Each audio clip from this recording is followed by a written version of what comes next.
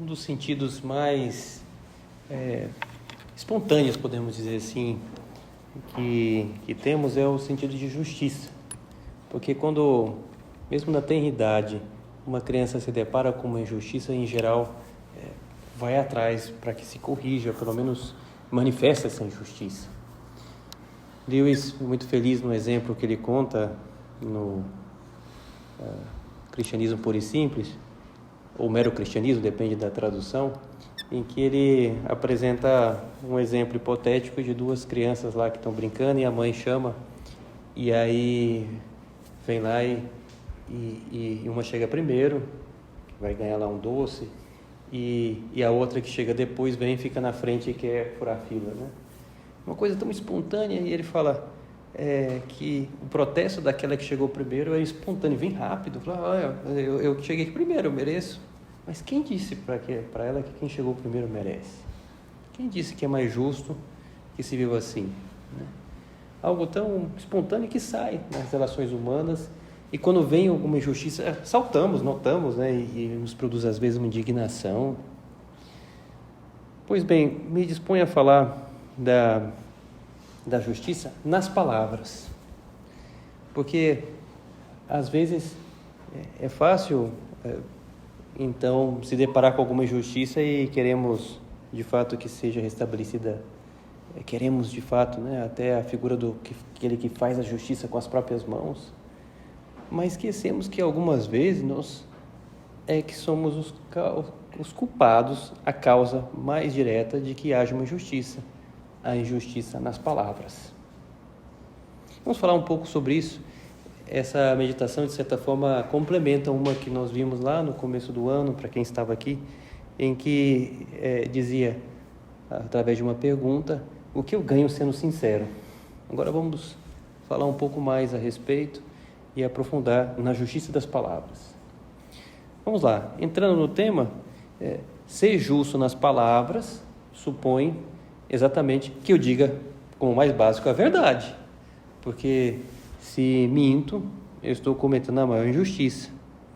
E esse foi o tema daquela meditação, em que até falava os ganhos de uma pessoa que é sincera. E são muitos os ganhos. Podemos revisar essa parte inicial, revisar aquilo que foi tratado na outra meditação. Que ganha uma pessoa que é sincera? A primeira grande vantagem em ser sincero, eu ganho paz na alma. E é verdade, uma paz e uma tranquilidade que eu não preciso ficar pensando qual versão que eu falei para aquele amigo daquela história. E eu falei o que é. Tem gente que, para desculpar a sua falta, já matou a avó, a bisavó, né? Já ficou doente a tia e tal. Agora, quem quer a versão? Porque senão, se eu falar aqui, vão... Não, eu conto aquilo que aconteceu exatamente e não preciso ficar dando desculpas. Dá uma paz. A paz é que a pessoa não precisa ficar falando versões inventadas e até registradas, me esquecer e tal. E para esse grupinho eu falei tal coisa, para aquele grupinho eu falei outra, e agora se os dois se conversam e aí vão... E na rede social você me pega com aquela foto, então tem que apagar aquela foto, tem que pedir para a pessoa apagar porque eu falei que não estava lá. Enfim, a pessoa fica uma intranquilidade muito grande. Que bom que eu seja a mesma pessoa. São José Maria muitas vezes usava essa expressão que tem força no espanhol, né? Ser homens e mulheres de uma só peça, aquela que não tem divisão, né? Uma peça única, inteiriça. É assim uma pessoa que é sincera e dá então uma paz muito grande. Outro ganho de uma pessoa que é sincera, o ganho que tem é nas amizades. Às vezes se pensa o contrário, não é verdade? Uma pessoa que de vez em quando faz alguma mentira para poder não cair com a briga com um amigo. Então, de vez em quando parece que é bom fazer alguma mentira, permitir alguma mentira, porque assim eu não vou ficar nos confortos diante de meu amigo. Às vezes eu vou poder então fazer com que dois amigos não briguem, porque eu então conto uma mentirinha, né? Toda mentira é mentira, não existe mentirinha, né? Claro, existe aquela mentira que é mais grave, que é aquela que a gente vai ver daqui a pouco, aquela que prejudica outra pessoa. Mas toda mentira é mentira. Daí, e causa, de fato, esse desconcerto, né? Então, além da paz na alma, conseguimos até mais amizade. Porque aquela pessoa sabe que eu posso confiar em cada um de nós, porque se gostou ou não gostou vai ser dito com caridade, mas vai ser dito, não vai falar mal pelas costas, a pessoa que é íntegra. Como é bom, né? Até vou aumentar mais a amizade, né? Se pode confiar, é algo esperado do comportamento de uma pessoa, e até a gente sente vontade de ter mais amizade, aquelas pessoas que são sinceras. A gente já sabe, é previsível, eu sei que essa pessoa tem esse comportamento, tem esse outro e tal, e posso então confiar naquela pessoa. Já um falso, um mentiroso, então eu não sei, né? E fica uma zona movediça, que eu não sei se dá para confiar nessa pessoa, gera insegurança. Então, se perdeu a amizade, na verdade, no fundo. Então, até ganho mais amigos, né? Eu sempre gosto de lembrar esse exemplo que eu gosto de contar, às vezes, nos retiros, o exemplo real que aconteceu comigo. Exemplo de infância, mas ficou tão registrado. Estava lá saindo num carro com o meu amigo, uma daquelas primeiras vezes que a criança pequena vai lá dormir na casa do seu amigo, é o meu caso, e aí na volta para casa, meu amigo foi com seu pai me levar para casa. Então, o pai, o meu amigo, eu no banco de trás. E aí era um domingo, tinha um semáforo, e esse pai do meu amigo furou o semáforo. Olhou para um lado do outro, domingo, não tinha ninguém na rua, ele passou. Mas eis que tinha um policial pouco depois e viu toda aquela cena, e parecia cena de filme, porque o policial foi atrás, né? Tocou a sirene, acho que não tinha nada para fazer naquele dia, né? Sei lá, né? Tocou a sirene lá assim, aí o amigo lá, o pai do meu amigo parou o carro, e aí desceu o policial lá, né? Então ele veio lá até o carro, baixa o vidro lá e tal, né? E a imaginação de criança, que eu lembro até hoje, né? Criança pequena, né? Estivou preso, né? Eu ficava pensando que a criança pequena nunca tinha visto, né? O que vai acontecer? E é culpa do amigo eu não tenho nada a ver com essa família, sei lá, estou aqui, o que eu estou fazendo, né? E a imaginação vai longe, né? Mas chega lá, baixa o vidro e o guarda dá uma bronca, né? Fala, você não viu? É muito inseguro, você não viu lá que se eu for acabar de passar no semáforo, isso é multa, aí falou lá o código, a multa, o ponto na carteira. E aí quando chegou a vez desse amigo esse pai do meu amigo, né? Porque o grande argumento do guarda era esse, você não viu? E ele pegou e disse, guarda, eu vi. Eu só não vi que o senhor estava do lado, né? Porque, claro, né? É sincero, foi o que aconteceu. Porque ele viu mesmo, até quando eu estava conversando com o meu amigo lá, e tal, o semáforo estava fechado, e outra vez o semáforo fechado, ele falou assim, e foi embora, né? Então ele contou a verdade, mas o guarda ficou desconcertado, ele falou, então olha, a próxima vez não faz mais isso não, então vai embora aí, vai embora e tal.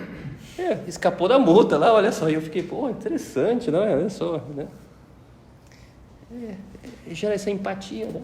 Uma pessoa que sabe, tem as suas limitações e é sincero. Como é bom que eu tenha essa atitude. Então, a alma sincera consegue paz na alma, consegue mais amizades. E esses são os ganhos básicos que víamos, entre outros, mas víamos naquela meditação. Agora eu dou um passo mais, porque nós falamos da justiça nas palavras. Ser justo nas palavras, o mais básico é dizer, de fato, a verdade. Agora, tem modos de dizer a verdade. Não quer dizer que eu estou mentindo, mas ser justo é exatamente viver a justiça com a caridade.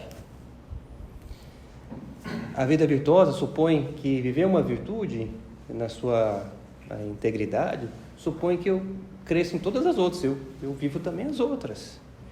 E a justiça vai junto com a caridade, vai junto com a temperança, vai junto com a prudência. Todas as virtudes vão juntas. E aí é fácil a gente fazer a relação. Ser justo nas palavras supõe, na sua relação com a temperança, que eu não fico falando demais.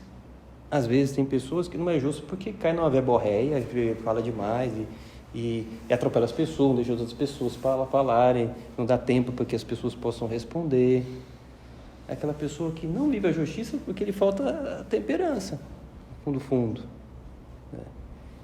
E é bom que a gente analise nesse primeiro aspecto, né? E eu vivo a justiça nas palavras, às vezes pode ser, não, eu digo as palavras com verdade, eu procuro dizer a verdade, mas eu acho que eu falo demais. Às vezes quando eu estou mais ansioso, e aí não dou tempo para os amigos falarem, 2 amigos estão conversando, eu pego e chego lá no meio, dou minha opinião, um pitaco, né? E aí fala, pô, quem te chamou para dizer aqui? A gente estava conversando, você chega aqui já dá. No meu caso, eu faço tal coisa, né? E entra lá no meio.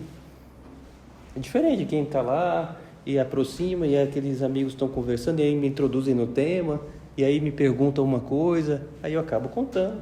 Mas o cara chega lá e já... E aí fala demais, né? Justiça nas palavras, vivendo também a temperança. Esse é um modo de examinar. Às vezes a gente fala, não, é um defeito mais feminino, a gente fica falando demais. Às vezes a gente fala demais também, claro. É natureza humana.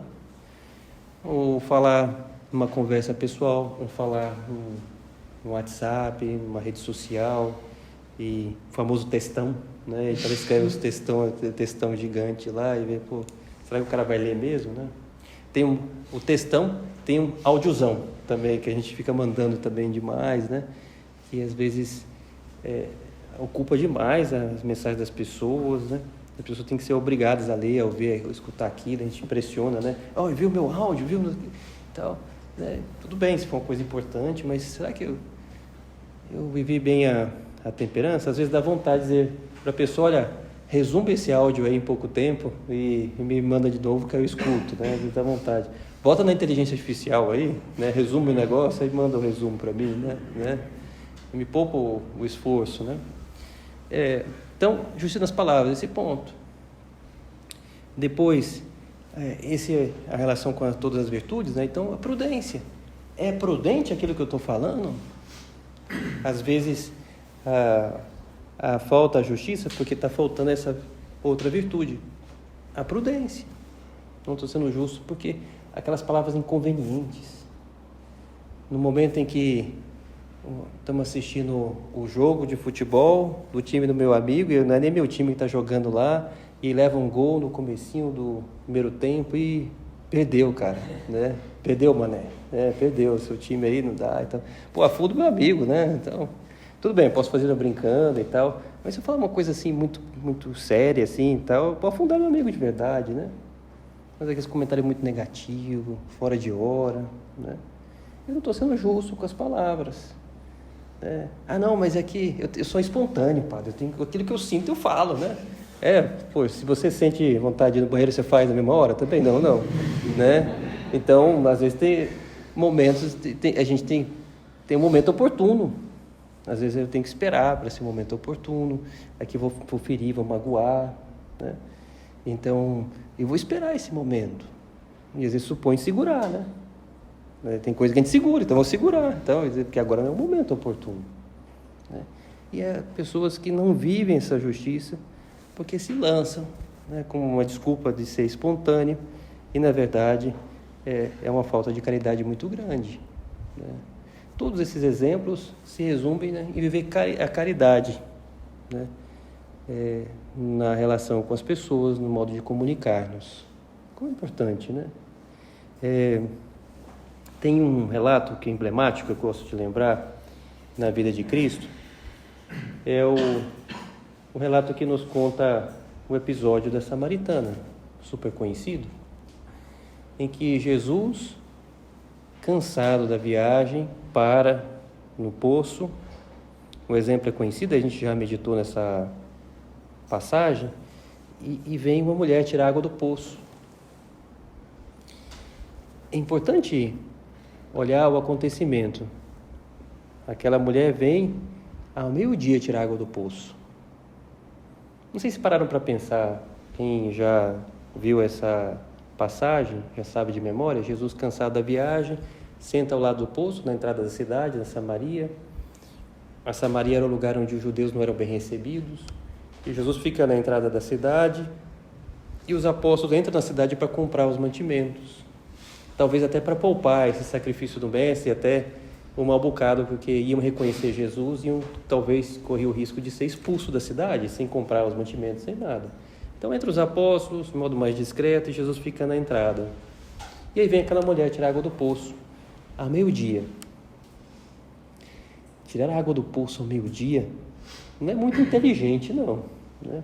Porque é um momento de maior sol, muito mais incômodo. Ou aquela mulher esqueceu de fazer a sua provisão e teve que ir correndo tirar um pouco de água. Ou, alguns autores avançam essa teoria, aquela mulher não queria ser encontrada por ninguém. Teria um desconcerto.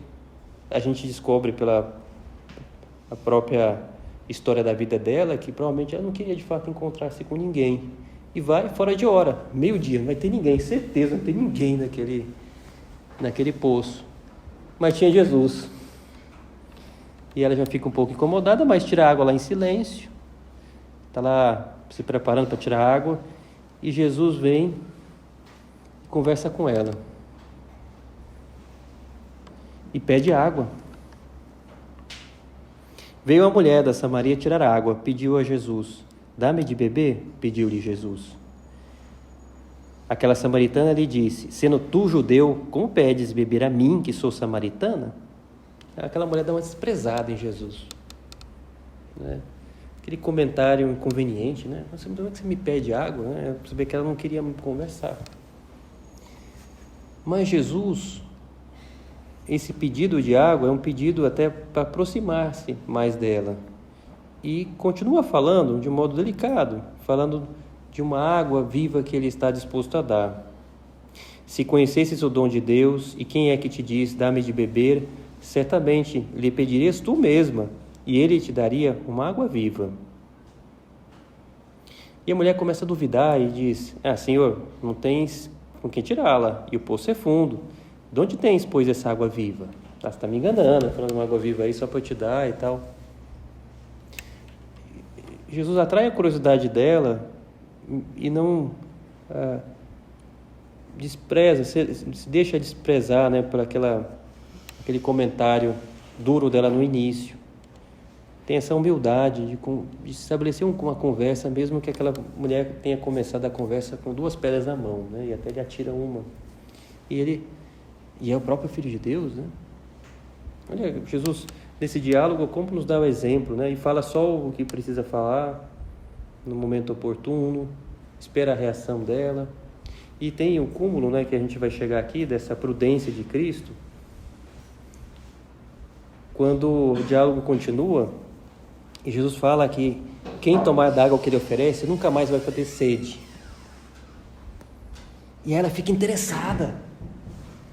Não por uma preguiça, gosto de imaginar assim, segundo esses autores que eu falo, que ela fica interessada, não vi mais o poço, não vou precisar vir aqui e me expor, porque eu não quero vir nesse poço. Então, Jesus fala,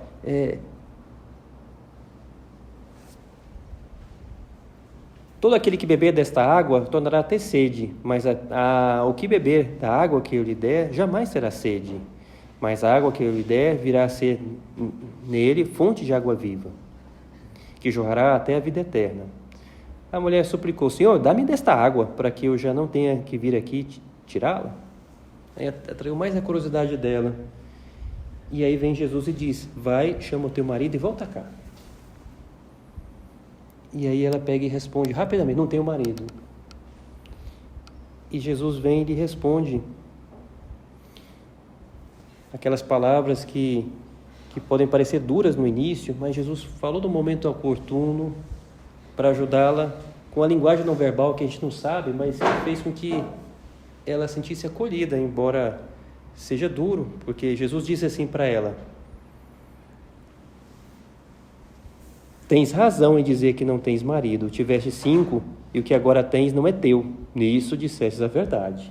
Nossa, né? Uma palavra assim direta. Mas aquela mulher, aí que ela fica mais próxima de Cristo.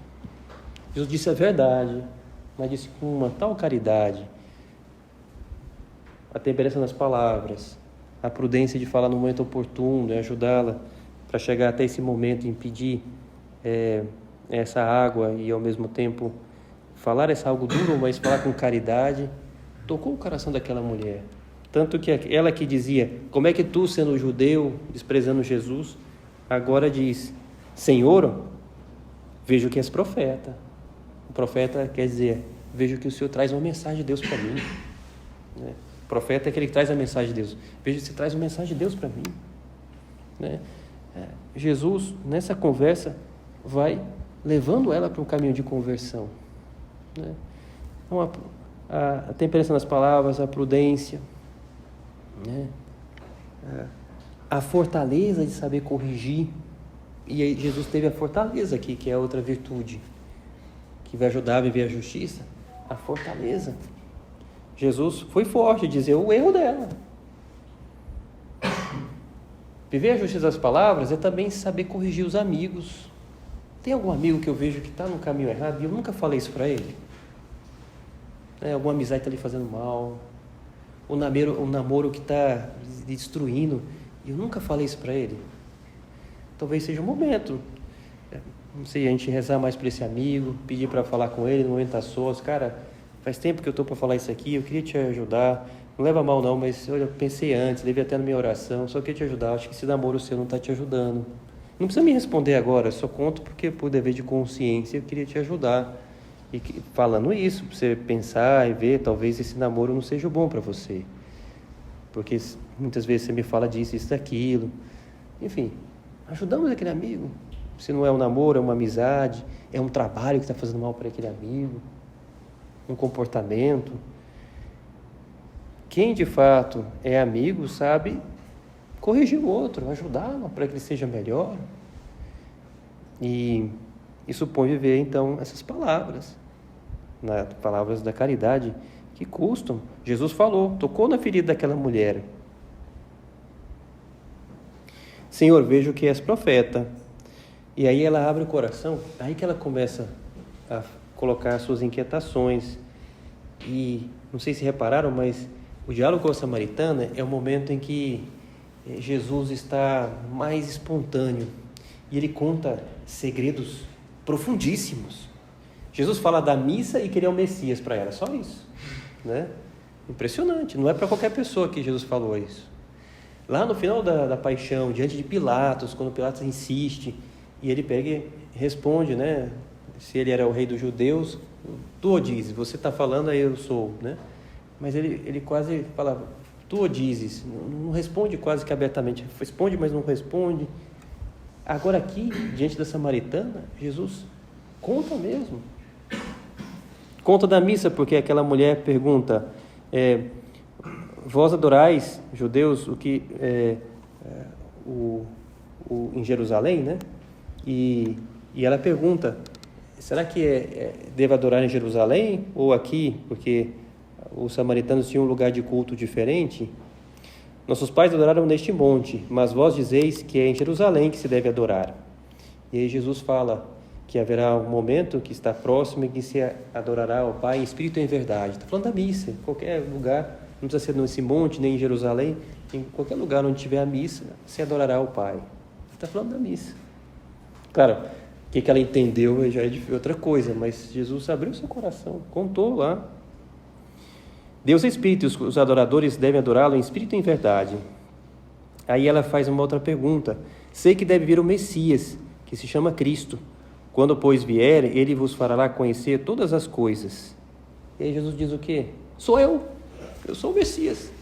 Papai aqui, né? Claro, não fala assim de orgulhoso, né? Mas fala, sou o Messias, olha só, né? É uma das poucas vezes que quis falar abertamente, eu sou o Messias. Impressionante, né? Por quê? Porque gerou essa comunicação de querer ajudá-la e aquele momento que Jesus exigiu dela, né? Agora Jesus abre o seu coração e é misericordioso e até revela coisas muito íntimas suas para ajudar a conversão dela. E consegue a conversão dela. Os apóstolos chegam naquele momento em que Jesus fala que é o Messias e aquela mulher sai correndo e entra na cidade. Grande conversão dela. Ela que talvez estava acuada, não queria se mostrar para ninguém diante do seu pecado. Ela sai para a cidade e começa a falar com todo mundo. Faz o contrário. E quer apresentar Jesus para aquela multidão da cidade, que ela era conhecida. Nisso os discípulos chegaram e maravilharam-se que estivesse falando com uma mulher. Jesus nunca se expunha em falar só com as mulheres. Falou nesse momento no lugar público, numa entrada de uma cidade. Mas fora disso, não ficou a sós com uma mulher. Um detalhe de prudência, que é bonito ressaltar. A mulher deixou o seu canto e foi à cidade e disse àqueles homens: vinde e vede um homem que me contou tudo o que tenho feito. Não seria ele, porventura, o Cristo? E eles saíram da cidade e vieram ter com Jesus. Olha só, né?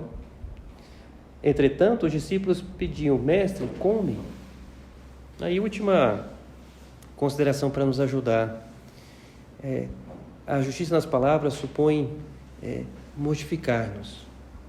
Mortificar porque a gente tem a vontade de falar agora e eu me seguro, espero um momento oportuno da prudência. E a mortificação que faz Cristo não é só nas palavras, mas também no gesto, porque ele estava com sede, estava com fome, mas não come de imediato, espera um pouco. Mestre, come. E ele não comeu no começo, de imediato. Gosto de pensar que naquele momento os apóstolos já aparecem, chegam no poço, fazia muito calor, estavam com fome, e talvez um dos apóstolos até já voltava comendo, né? Estava com fome, né? Sei lá, né? O mais gordinho deles lá, pelo menos, estava lá já mandando bala lá. E aí, mestre, come, né? Até come lá, porque eu já estou comendo, então come, né? E Jesus diz: meu alimento, tenho um alimento para comer que vós não conheceis. Jesus que tem fome e sede de almas. Conversão das pessoas, já vislumbra a conversão daquela mulher. Os discípulos perguntaram uns aos outros: alguém lhe teria trazido de comer? Disse-lhe Jesus: meu alimento é fazer a vontade daquele que me enviou e cumprir a sua obra. Não dizeis vós que ainda há 4 meses vem a colheita? Eis que vos digo: levantai os vossos olhos e vede os campos, porque já estão brancos para a ceifa. Lembrando da colheita de almas, de conversão de almas, né? Muitos foram os samaritanos daquela cidade que creram nele, por causa da sua palavra da mulher. Assim, quando os samaritanos foram ter com ele, pediram que ficasse com eles, e permaneceu ali 2 dias. Olha que diferença, né? Em algumas cidades ele era expulso, porque era Samaria, aí lá pediram, insistiram, e ele ficou 2 dias. Essa é a diferença. A conversão daquela mulher que se produziu no começo de um diálogo. Olha só, nossos diálogos podem unir pessoas, podem fazer apostolado, podem ajudar tantas pessoas, nos trazer essa paz. Que maravilha! Queremos, né, então, viver essa justiça nas palavras, na temperança, na fortaleza da correção, na prudência. Prudência, justiça, fortaleza, temperança, e vimos a justiça através dessas outras virtudes no modo de comunicar. Uma última ideia, já não nos dá tempo de desenvolver aqui, mas uma última ideia que tinha preparado, mas só anuncio. O Papa Bento falava na caridade que vai junto com a verdade. Foi até título de uma carta que escreveu, Caritas in Veritate, a caridade que vai junto com a verdade. E avança essa explicação, que é muito bonita e já conhecida, mas que ele desenvolve lá nessa carta, onde eu falto com a caridade, quer dizer que eu não cheguei na verdade total. Às vezes, talvez, para corrigir alguém, sei lá, diante de uma indignação, de uma injustiça, podemos exagerar, mas se eu exagero numa correção, no modo de falar, eu já saí. Faltei com a caridade e já saí da verdade, né? Então, muitas vezes é bom que a gente pense, né? A caridade vai junto com a justiça. E para fazer isso eu tenho que juntar todas essas virtudes. A prudência de falar no momento oportuno, a fortaleza de corrigir, a prudência. E juntando tudo isso eu vou ser uma pessoa caridosa na hora de falar. Vamos pedir ajuda a Nossa Senhora, que através dela eu consiga ter essa excelência no modo de falar. Ela que é a mãe de Jesus, e nós temos poucas palavras dela na Escritura. Uma delas, que é emblemática, que está lá de Maria na Escritura, aliás, uma das últimas palavras de Maria que se tem notícia, é em Caná, quando Maria diz: fazei o que ele vos disser. Que bonito, né? Termina o Evangelho nas palavras de Maria, com essas palavras. Maria nos ensina como é importante fazer a vontade do seu Filho Jesus. Com a ajuda dela, queremos então fazer a sua vontade, vivendo a justiça nas palavras.